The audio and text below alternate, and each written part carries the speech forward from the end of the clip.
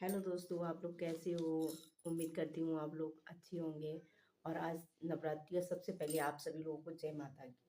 और आज नवरात्रि का पहला दिन है और आज मैं आपको बताने जा रही हूँ कि नव दुर्गा देवी के 9 रूप कैसे पढ़े हैं, 9 नाम कैसे पढ़े हैं, उसके बारे में आपको मैं डिटेल में बताऊंगी।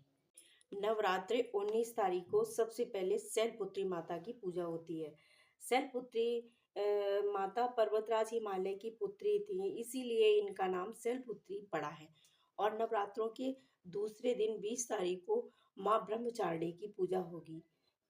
माता पार्वती ने भगवान शिव को पति के रूप में प्राप्त करने के लिए तपस्या की थी।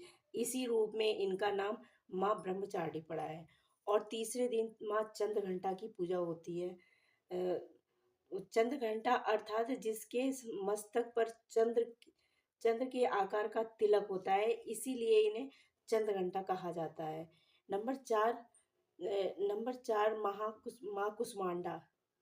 माँ कुष्मांडा की पूजा होती है। तो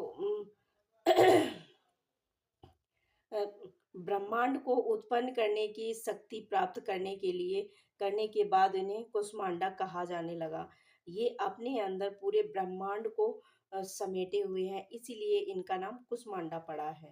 5वें दिन माँ स्कंद माता की पूजा होती है।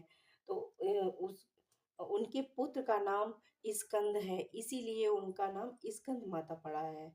और छठे दिन कात्यायनी की पूजा होती है, कात्यायनी माता की पूजा होती है।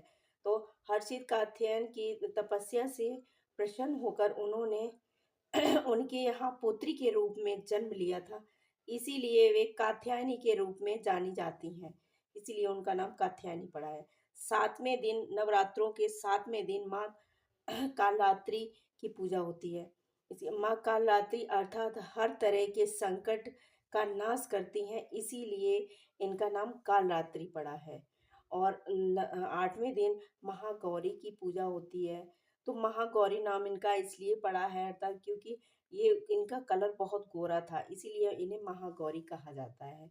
नवें दिन नवरात्रों के 9वें दिन जो भक्त पूर्णतः उन्हीं के प्रति समर्पित रहता है, उसे वह हर प्रकार की सिद्धि देती हैं, इसीलिए उन्हें सिद्धिदात्री माता कहा जाता है। आपको मेरा वीडियो कैसा लगा प्लीज़ आप लोग कमेंट में बताएं और लाइक सब्सक्राइब कमेंट ज़रूर करें।